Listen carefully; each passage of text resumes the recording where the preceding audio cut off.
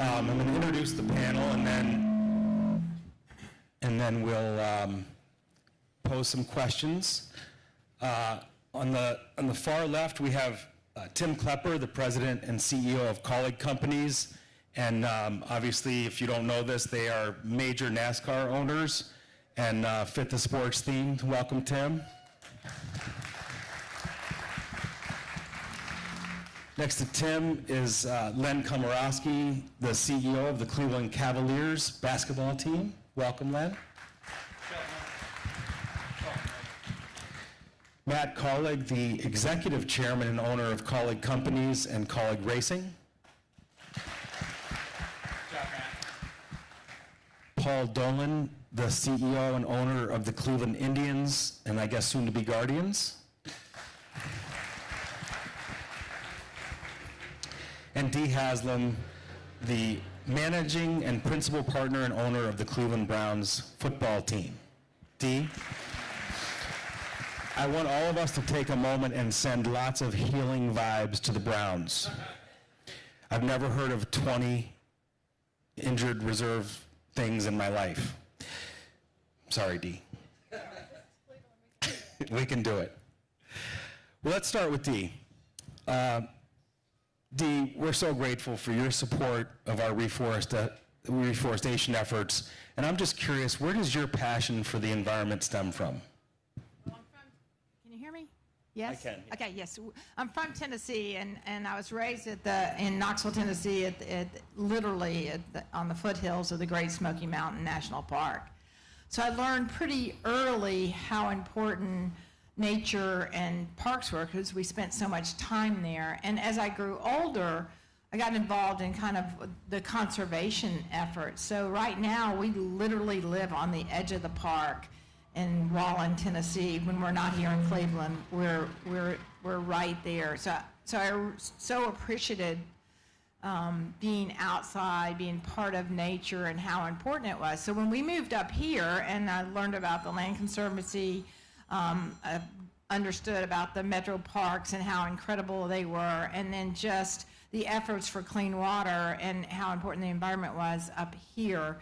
It was a great connection, and we, of course, moved right on the water in Bracknell because it's just so incredibly beautiful here and just how incredibly important it is. And what I've really loved about the Land Conservancy is how we work in fighting barriers for education. And what I learned about the efforts of the Land Conservancy and what you talked about is your efforts to really fight the inequities in our neighborhoods. So we were really excited to make that connection. Thank you, Dee. And you also live next to a park in Bracknell. That's right. Yeah. Yes, thank you. Matt, let's jump to you. First of all, thank you again for your sponsorship. It's deeply appreciated. What inspires your companies and you personally to join this important program? Well, first of all, we want to do as much as we can for Northeast Ohio. So you guys know that even with our charitable giving programs, I mean, we've given to over 100 501c3 organizations this year. So I think it's really important, especially, you know, even everything we're learning, everything you just went over is just really important to the community and the environment, and we're just proud to be a part of it. The other thing, and I got to be honest, I mean, I own a leaf filter gutter protection, okay? And so we literally protect the leaves and debris and everything from the gutters. So when I heard there's an organization that are putting trees up literally all over the town, I was all in. So I'm all in. Let's go. That's wonderful. There's a saying for that, something like enlightened self-interest. Thank you, Matt. All right, let's jump to Paul. Paul, we know that environmental justice is an important reason for the Cleveland Indians and Guardians and how you wanted to get more involved in urban reforestation. Can you share more about your interest in environmental justice? Sure. Can you hear me? Yes. Yeah. Actually, hearing the name Guardians, I've heard it more today than I think I've heard yet. I'm still getting used to that. But it's really the journey to that name that kind of takes us to where we're at on this. When we made the decision to change our name, immediately we started to look to names that resonated in Cleveland that reflected our history, and it doesn't take long to come to the name Forest City. There was a baseball team in town a gazillion years ago known as the Forest Cities. It didn't work because the Buckeyes was already taken and Forest doesn't work, but it really didn't work because we really are no longer the Forest City. I mean, you provided the data. We went from a 50% canopy cover down to an 18% canopy cover. It would be like Pittsburgh was trying to develop a new football team today. Steelers made sense in the 30s, but it doesn't make sense today. They would be the Robots or the Google Boys or something like that. You can change your economy, but when you lose your trees, there's no substitute for that. Concrete and stone don't work. And what we began to see as we dove into this more was that it's not just a beautification thing. It's not how things look. You talked about it in your keynote address. The impact of losing trees is felt, most hard on the people who live in the community, and particularly the young people who live in the community. And that's where, frankly, the term environmental justice, which I probably never heard a year ago, and really we didn't think about it as a term, but now resonates with us very well because you see that impact. So we're looking to do something in this area. It's an interesting time for our franchise, new brand, new lease. We're looking to the next century. And in addition to the things that we and others here do, we're looking to do something that may not resonate for another 20, 30, 40 in a century, but we need to start today to do it. And that's why we're here today.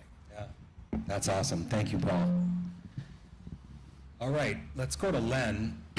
Len, the Cavs have been dedicated to bringing more trees to Cleveland for many years now with the Trees for Threes program that we partnered with you on years ago. And we know you're especially committed to creating a vibrant downtown Cleveland as well and fostering economic development. Can you explain how trees are part of that vision for the Cavs and for you? First of all, Rich, thanks. A shout out to Davey Tree, Pat Covey, Sandy Reed. Trees for Threes is back. Expect to, hopefully if Lowry Markkinen and team can shoot a lot of threes this year, we'll hope to have about 1,000 trees planted from that program. And of course, in our history, we had a player who was so dedicated, his name was actually Tree Rollins, if you recall. But a vibrant another big shout out to you, Rich. You've been a great partner. We worked with you, as you recall, worked the hardest hit funds, securing about $66 million for blight removal. And once you remove the blight, then what comes up out of that? And obviously our tree canopy, and growing up personally in Pittsburgh, which has a relatively strong tree canopy, it's very stark. I know it's not a good thing to admit here, as far as Pittsburgh part, but the tree canopy and is something that creates a vibrant destination. And for all of our event activity coming down here, having a barren downtown, does not create the type of live, work, and play environment that attracts people to want to be there for the long term. Thank you, Len. And it's okay that you're from Pittsburgh. We love you.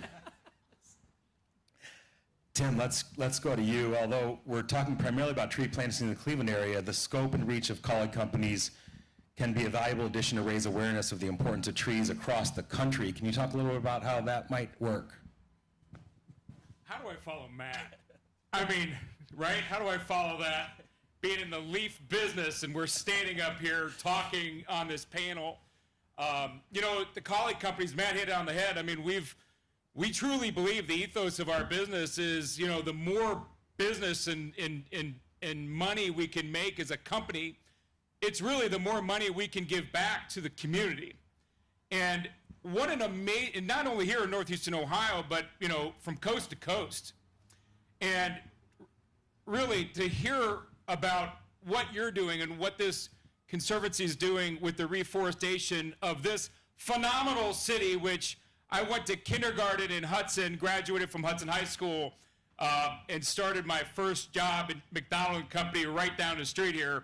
To have all of this happening right here in our community, we are super excited to be behind it. I really think what's interesting about what we do here is so many of the charities that we get behind are, in our situation, for really sick kids.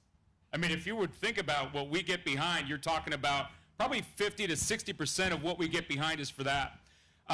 To get behind this and to see it grow not only here but throughout the country, we're really excited for that, because we truly believe that if you take your environment, right, and make it better, the outcome of that will be that people's lives will become better. We're huge believers in that. So, you know, we're really thankful to be here today and have the ability to sit and talk through this, and you guys have done an amazing job, so thank you. You deserve a round of applause, frankly. $950 million raised. It's a lot of money. Yes. Thank you so much, and so grateful for your support. All right, Dee, I know that you and Jimmy and the Haslam Foundation and the entire Cleveland Browns organization are very passionate about youth.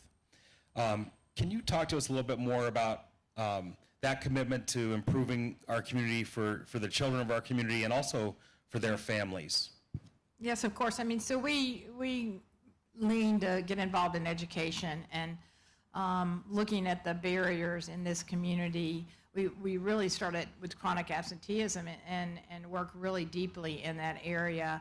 There's 380,000 kids in Ohio that are chronically absent right now, so it grew recently. But one of the things that I learned through the Land Conservancy is that connection you talked about between academics and the environment and nature. So this was actually a perfect partnership for us, because putting in trees in the schoolyards and really focusing on that will improve attendance. And so we're just incredibly excited about the opportunity to really make a difference in education, but at the same time improve the environment. So the studies are there. You talked about what it's like to walk to school and be on concrete instead of trees, and the stress it causes. And it's also been shown, European study showed that kids, the study was done for kids 10 to 15, that their IQ, if there's 3%, just 3% more green coverage, that their IQ went up 2.6 points. That's a tremendous leap. So it becomes really important to us as far as being part of education. And one of the things we think about all the time is sports unifies a community, and so does green space. And so especially in these areas, these neighborhoods with these schools and these kids, it really does unite a community and so impactful for children. Thank you, Dee. I couldn't agree more, and actually that's a great segue to ask Paul.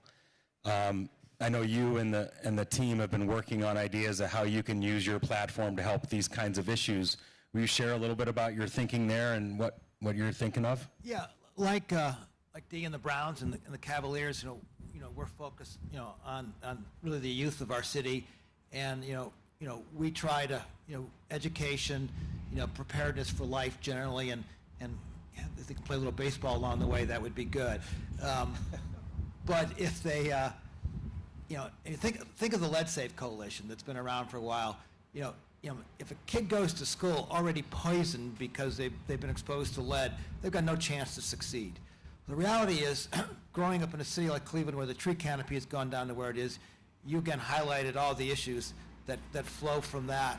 If the air they breathe is poisoning them, if the environment they're in because of lack of trees or lack of trees contributed poisons them in some way, they're not going to succeed in life. So yes, we're focusing on young people, but you got to start with the environment that they're growing up in if we're going to be successful helping them in the other areas.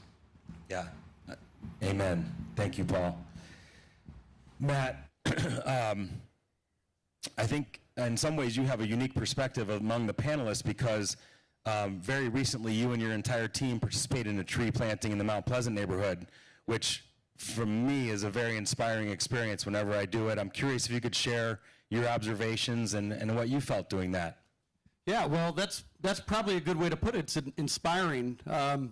Just like most of our organizations that we give to through Kaulig Giving, we want to be like more involved, like more hands-on, not just not just give money. So it was important for us to get out and experience an actual tree planting.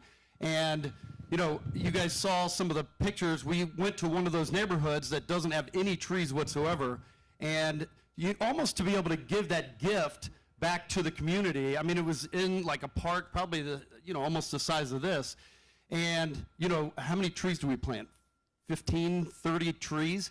And, you I have a NASCAR team. It almost felt like a pit stop that we were putting, these trees, you're putting sticks in the ground and planting the trees. There's so much more to tree planting than I ever would have imagined, as far as how deep they have to be, how much mulch you have to put around. You have to keep it away from the tree, so that it doesn't, do something to the bark.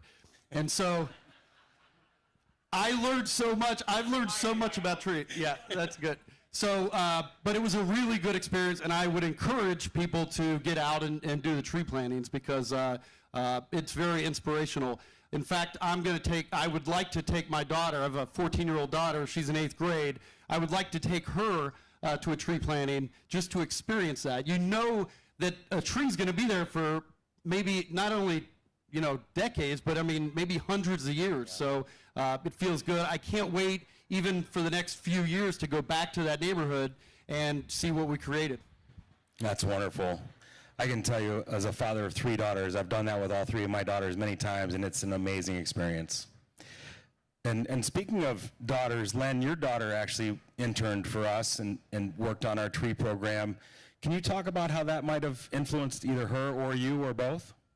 Well, I can tell you it influenced her in terms of even career choice. So she had initially thought out she was going to be in the event business, wanted to work in that realm, went to NC State, got her degree in sustainable materials, and is working for a sustainable packaging company right now, which we know plastic, proliferation of plastic, whatever in our environment just wreaks havoc. And she's actually up in New Hampshire right now working in that realm, but she down in the Carolinas working in that front. So truly was an inspiration for her as far as that goes. And then really for us, and starting with our chairman, Dan Gilbert, it's really about our neighborhoods and the environment that we create there. And with Dan and our team, we just had an announcement yesterday with Rocket Community Fund about helping to bridge the digital divide in Cleveland, investment on that realm. But then another added layer will be about home ownership and promoting home ownership. And a key part of that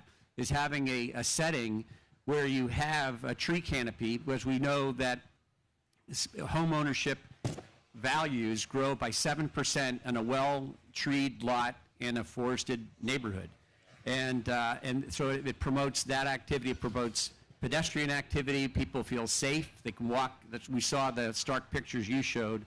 You're more inclined to be walking and be safe at that part. Parks also attract investment, private investment, to create more wealth and value for the neighborhood. So in general, it's a very much a live, work, and play environment that it promotes overall. But thank you for the opportunity for our daughter, and now she's on a lifelong path to really promote the cause.